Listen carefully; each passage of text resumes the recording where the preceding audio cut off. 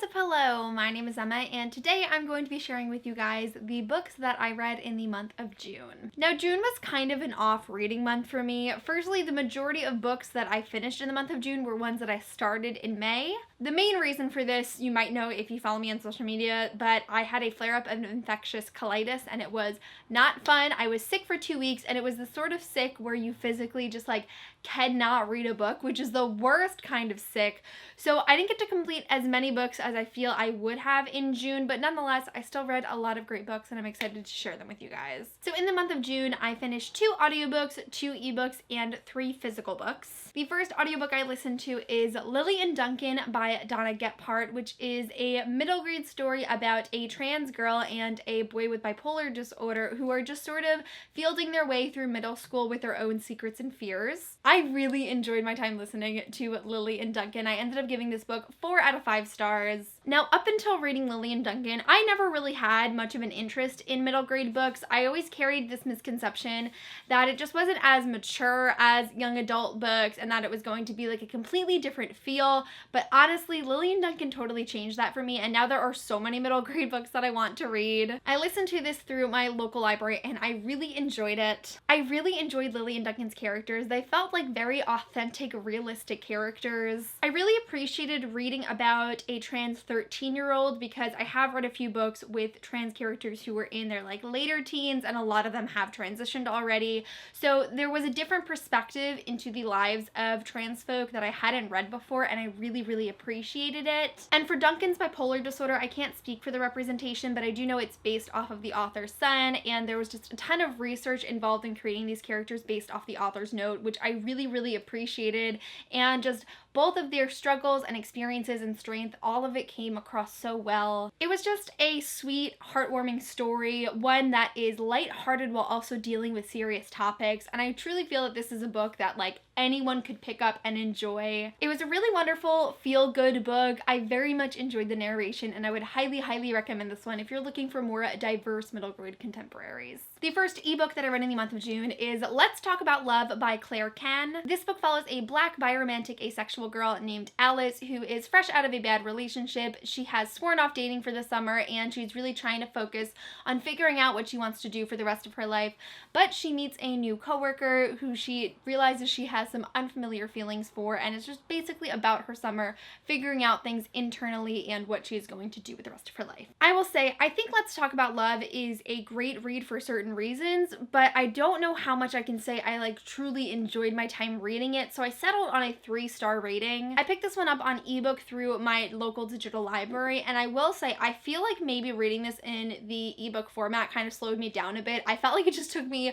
so long to finish, and I think I probably could have read it at a faster pace if I was reading the physical version. My main gripe about this book is the writing style. It just did not connect with me whatsoever. It felt very immature. There were so many descriptions and similes that just did not make sense. What does a man-sized salt shaker mean, and why is that irritating? I don't know. Also, I always used to look at people who would review books and then would get really nitpicky about the overuse of one certain type of punctuation. And I was just they're just being nitpicky, it's not that bad, whatever, just pass over it. But this book has so many parentheses, I don't know why. I'm talking excessive, meaning almost every single ebook page had at least one set of parentheses, and there were even some pages that had 3 or 4 parentheses. Why? Once I picked up on it, I could not let it go for the rest of the story, and it was just so infuriating. There were so many sentences and phrases that were just normal, and they didn't need parentheses, and it was so distracting for me. And I also wasn't super hot on the plot of this story. I say this almost in every wrap up. I don't love books that don't have a plot outside of let's follow this character over the summer or whatever. It's just not me. I like a really structured, intense plot, and this book is not one of those. I did enjoy reading about a college age YA protagonist and dealing with some of the insecurities of not knowing your path in life. I did like that, but it's not the main main plot of the story, so it wasn't strong enough for me. And I can't really say like I overwhelmingly love the characters. They all had little things about them that I really liked. I think that Takumi, the love interest, was super sweet and nice, and I would love to read about more characters like him, but I didn't think he was that unique. I really liked Alice's self-awareness, and she really stood up for herself when people were trying to take advantage of her, so I always appreciate that. But she was just trying way too hard to be quirky. So it's just like little nitpicky things like that. But I will say I really loved the discussion of asexuality in this book. I heard, I'm not entirely sure, that this book is own voices, meaning the author is also asexual, which makes total sense because there are just some descriptions about asexuality that are so on point. There's this one passage where she compares sex to jogging, and how it relates to being asexual is that people can tell you how much they love jogging and how good it is for you, but if you don't like jogging, you'd still rather sit at home and eat powdered donuts and watch Netflix. And I was like, oh my god, this is perfect. So there were definitely topics here and there and character traits that I did like, but overall it just wasn't a super fun reading experience for me, and by the end I was kind of just reading to get it done with.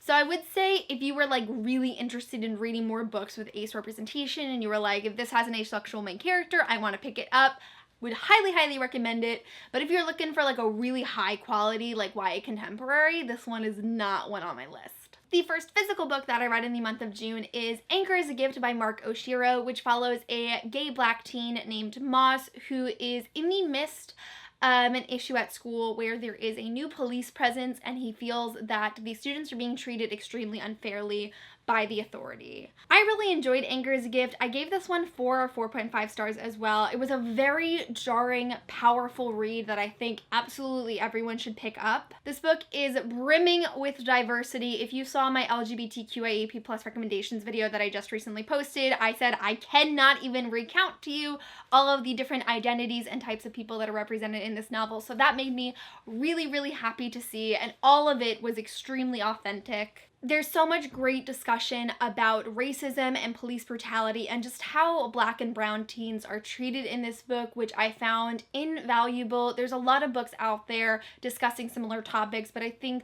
directly from the perspective of students in this situation, it just made it a completely different level of depth, and I really appreciated that. My one critique about this book is that it was just super long. Like, for a YA contemporary, this is a pretty hefty book, and the text is so small.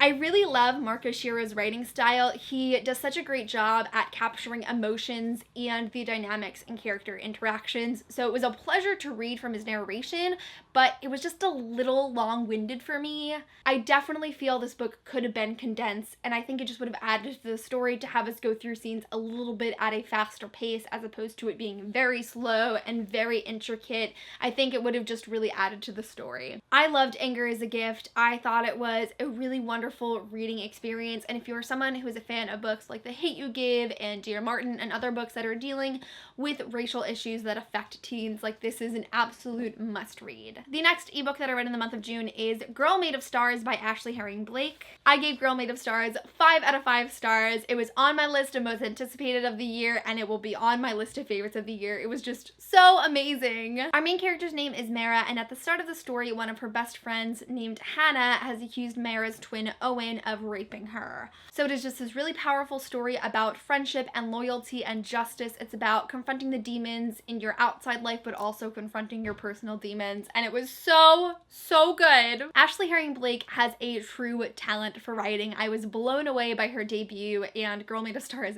did not disappoint. Ashley Herring Blake is like the queen of writing complex family relationships, in my opinion. There are just so many thought-provoking and challenging conversations that happen between Mara and her brother, Mara and her family, and Mara and her friends, and it was just so mind-blowingly amazing. And even though the synopsis is shocking enough by itself, this book really delves deeper into the understanding we have of sexual assault than what you think going into the book, and I just really valued this read. It means so much to me. It was just so powerful, and I feel like I've done nothing but think about it since finishing it. In addition to talking about rape and sexual assault, this book does also feature a bisexual main character. It's written by a bisexual author, and there is a non-binary side character / maybe a potential love interest. So I really enjoyed all of that. Just everything about Girl Made of Stars was fantastic. I don't have a single complaint. I would just really, really recommend it if you can handle the subject matter. The other audiobook that I listened to in the month of June is Juliet Takes a Breath by Gabby Rivera. Our main character's name is Juliet, and she is a Puerto Rican lesbian who is leaving her family in the Bronx for the summer to travel to Portland and intern for this feminist author that she's really grown to admire. And it's all about her learning to be a feminist, learning to be an intersectional feminist, and just a lot of self-discovery. I have some mixed feelings on Juliet Takes a Breath. I ended up giving this one 3 out of 5 stars because there were things I really enjoyed about this book, but also things that like boiled my blood. By the end of it, I really enjoyed Juliet as a main character. I really appreciated specifically her vulnerability.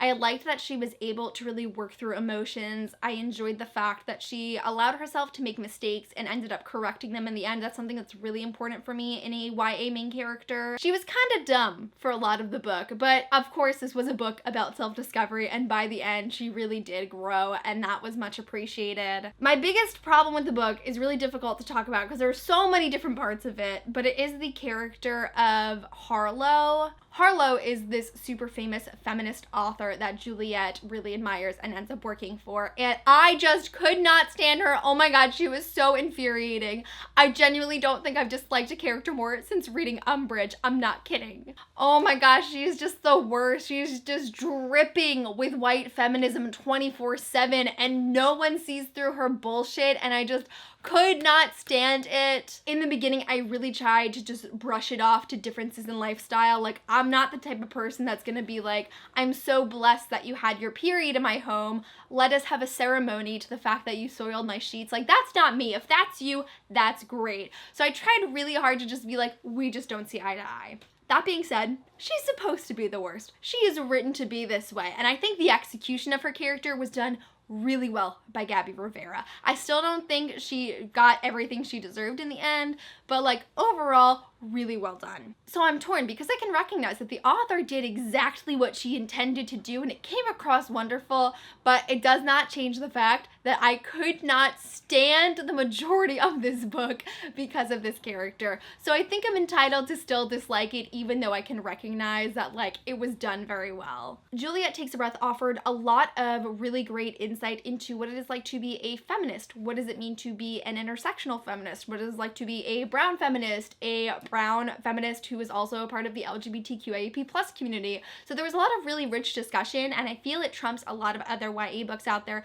that also deal with the same topics, just because the entirety of the book was centered around Juliet learning to be all of these things and learning more about her different identities. So I really, really loved that. Moving on, the next physical book that I read in the month of June is Neverworld Wake by Marisha Pessl. This was also one of my most anticipated reads of the year, and I ended up giving it 4 out of 5 stars. It was definitely very, very different from what I expected, but I had a great time reading it. Neverworld Wake follows a group of 5 friends who are 1 year out of high school, and after this personal little reunion, they end up in an accident which sends them into a time loop called the Neverworld Wake, where they are essentially reliving the same hours over and over and over again. So in order to end the Neverworld Wake, the friends have to vote on the one person to survive, whereas the rest of them fade into existence, while also investigating the death of the 6th member of their friend group who apparently had died by suicide the last year, but there are some interesting things about their death that they haven't figured out yet. I picked up Neverworld Wake because it is written by Marisha Pessl, who is the author of Night Film, which is like my all-time favorite psychological thriller. It is amazing.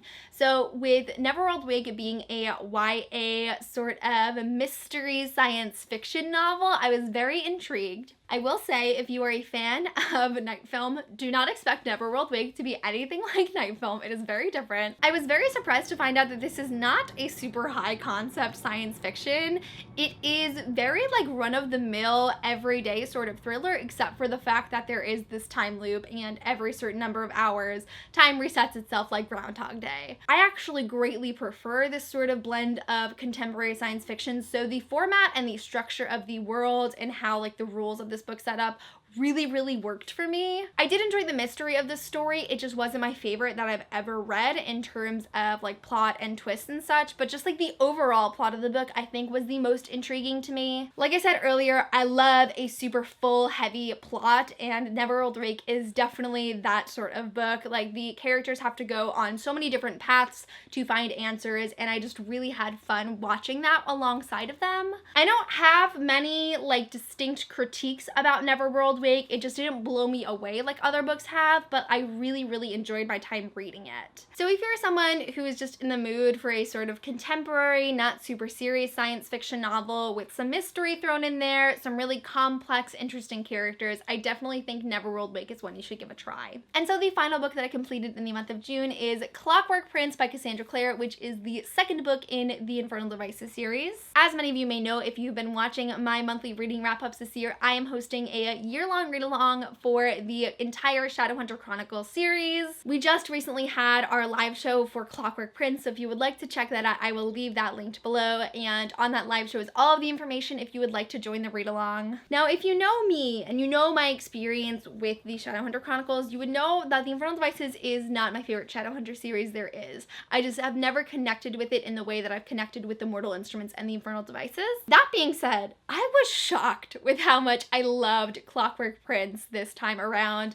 I think originally when I read it back in 2013, when I like did not like the series, I gave it 3 stars, but this time around I gave it 5 out of 5 stars, and that is like an honest 5 out of 5 stars, not just because it's Cassie Clare 5 out of 5 stars. My thing with the Infernal Devices is every single book, every single reread without fail, I struggle to start the book. For some reason, the first like 100 pages or so, I feel so disconnected from the story. And this is something that's very frequent with me when I read historical fiction. It's not specific to these books, but I've just reread these series like 4 times. So it's something I'm very, very well accustomed to. But this time around, when I got into like the middle of the story, I just could not stop.